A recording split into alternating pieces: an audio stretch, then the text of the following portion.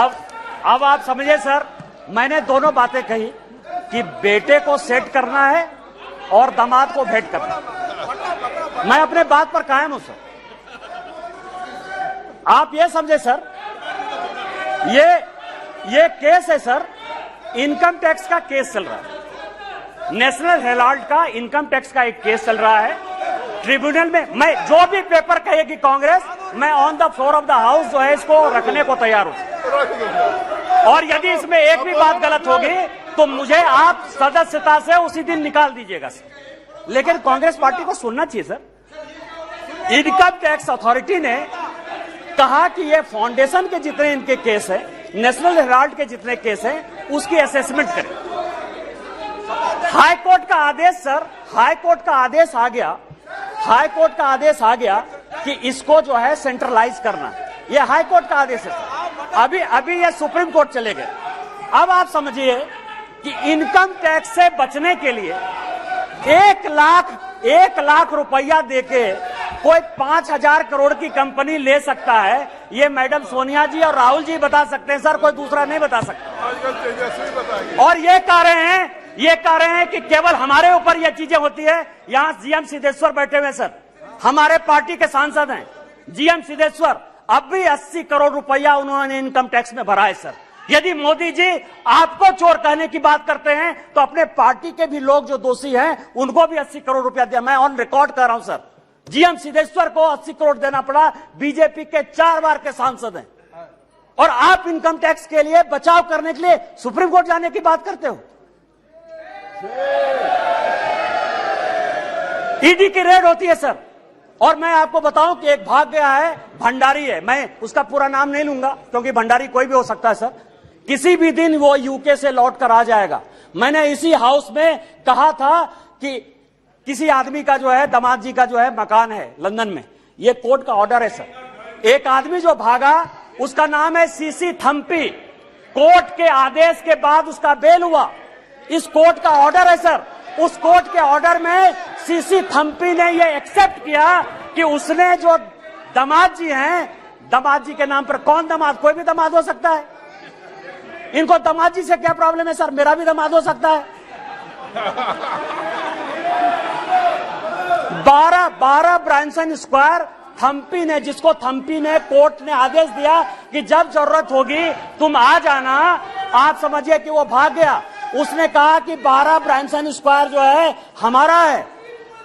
उसी तरह से संजय भंडारी का जो आने वाला है सर, यूके कोर्ट ने जो आदेश किया है उसमें यह बात कहा है कि दामाद जी का वो मकान है। आप क्यों भाग रहे हो? तो जो मैंने आपको कहा कि ये जो अविश्वास प्रस्ताव है सर, ये अविश्वास प्रस्ताव का जो मूल मंत्र है कि बेटे को जो है सेट करना है और दामाद को भेंट करना है। कल जो है सर, कल मेरी बात पर जो है बड़ा हंगामा हुआ, न्यूज क्लिक के ऊपर बड़ा हंगामा हुआ। आज प्रेस कॉन्फ्रेंस हुआ सर।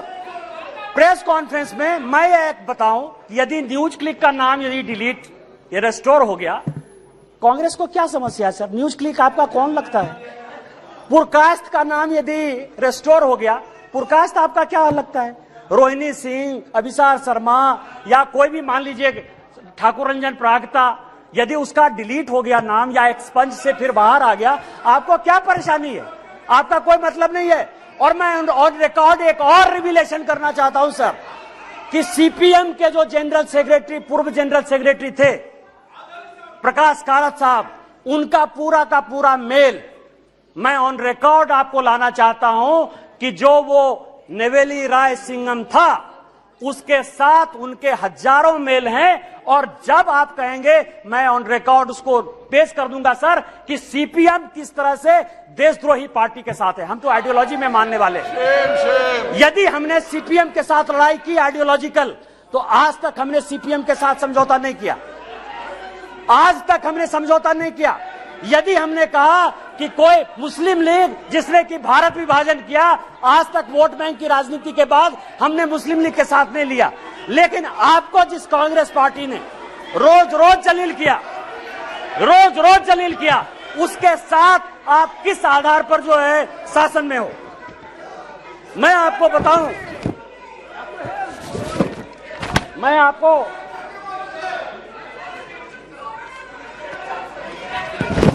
अध्यक्ष जी,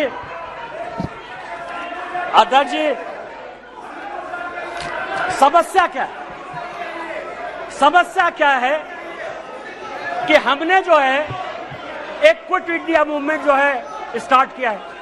माननीय प्रधानमंत्री जी जो है गरीब के बेटे हैं, गरीबी को समझते हैं।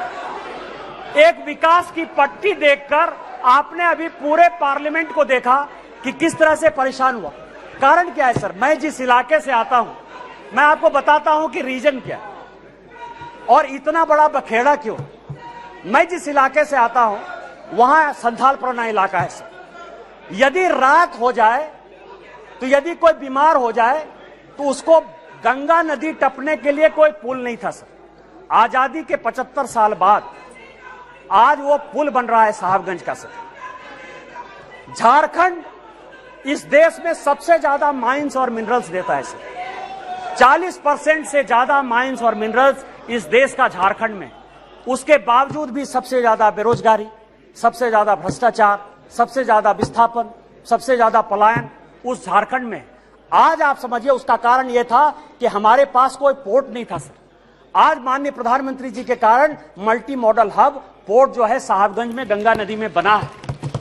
मैं जहां से सांसद हूं सर, 75 साल में वहां के लोगों ने रेल नहीं देखा। आज जो है मैं गोड्डा की बात कर रहा हूं। गोड्डा जहां से मैं सांसद हूं, गोड्डा जो मेरा नाम है, मैं आपको बताऊं सर 75 साल में गोड्डा के लोगों ने रेल नहीं देखा। आजादी के 75 साल बाद आज वहां रेल है। उस रेल को देखने के लिए 5 लाख की भीड़ आई थी। आज ये सिचुएशन है सर। ये लोग स्वास्थ्य की बात करते हैं सर, पोजीशन की बात करते हैं कि हमने बहुत विकास कर दिया। मैं एक ऐसा बदनसीब आदमी हूं सर कि जिसकी अपनी छोटी बहन इलाज के बिना मर गई। 93 में मेरे यहां कोई डॉक्टर नहीं था जो पेट दर्द का भी इलाज कर पाए। 93 में मैंने अपनी छोटी बहन को खोया है सर।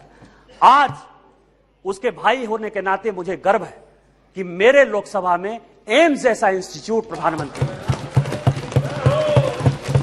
देवघर है सर, 12 ज्योतिर्लिंग का देवघर है। वहां लोग पूजा नहीं कर पाते थे। आज बेंगलोर से, आज बंबई से, आज अमेरिका से, लंदन से सभी लोग वहां एयरपोर्ट पर चढ़कर आते हैं। यह विकास है। आज मेरे लोकसभा में 2 medical college, 3 engineering college, 4 polytechnic college, 16 ITI, 2 agriculture college, 1 dairy college, 4 केंद्रीय विद्यालय। ये सारी चीजें माननीय प्रधानमंत्री जी ने दी है सर।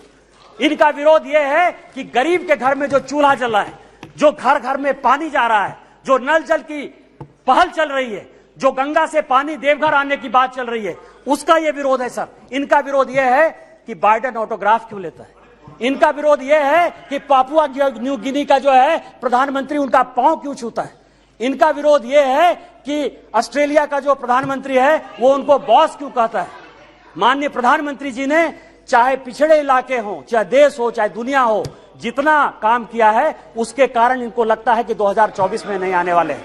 मैं अध्यक्ष जी अपनी बात महाभारत से खत्म करना चाहता हूं।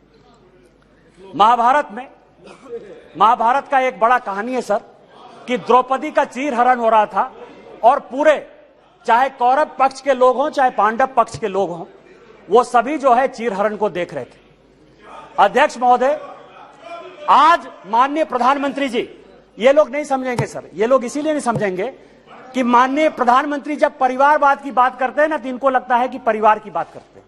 माननीय प्रधानमंत्री जी परिवार की बात नहीं करते हैं। वकील का बेटा वकील हो जाए क्या दिक्कत है। IAS का बेटा IAS होता है सर। यहां DG हैं RPF के, वो IPS भी हैं, उनके दोनों बेटे IAS बने सर, जो अपनी योग्यता क्षमता के साथ आते हैं। परिवार को वो क्या कहते हैं। आज मेरे यहां का नेतृत्व क्या है। माननीय प्रधानमंत्री जी गरीब परिवार से हैं। माननीय नड्डा जी ये हैं जिनके परिवार में कोई पॉलिटिक्स भी नहीं था। माननीय राजनाथ जी बैठे हुए हैं, एक कॉलेज में जो है पढ़ाते थे सर, और आज समझिए कि इनको भगवान ने जो है पार्टी का राष्ट्रीय अध्यक्ष भी बनाया। डिफेंस मिनिस्टर है, होम मिनिस्टर है सर, जिनके आगे पीछे जो है कोई पॉलिटिक्स में नहीं है।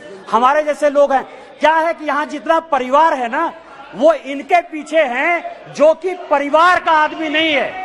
और वहां समस्या ये है कि वो सभी परिवारवाद जो है वो उनका जो नेता है इसीलिए उनका परिवार और परिवार में फर्क है, उनको नहीं समझ में आएगा सर। तो मैं आपको यह कह रहा हूं सर कि आज जो ये अविश्वास प्रस्ताव है सर, अविश्वास प्रस्ताव एक गरीब के बेटे के खिलाफ है।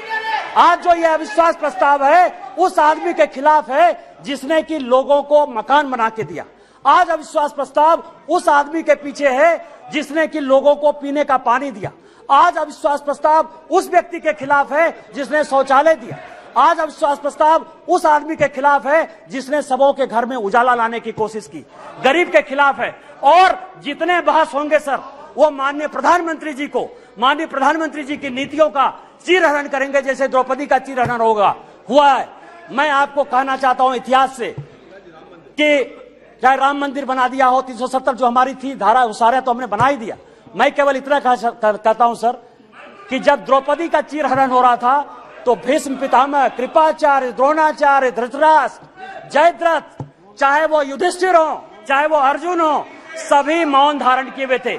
आज यदि माननीय प्रधानमंत्री जी का, गांव गरीब किसान के हितैषी का आप चीरहरण करेंगे तो जिस तरह से न धृतराष्ट्र बचा, न दुर्योधन बचा, न भीष्म पितामह बचे, न अर्जुन बचा, न युधिष्ठिर बचा, आप में से कोई नहीं बचेगा। 2024 में आप लोग कोई वापस नहीं आइएगा, हम 400 सीट के साथ वापस आएंगे। इन्हीं शब्दों के साथ जय हिंद, जय भारत।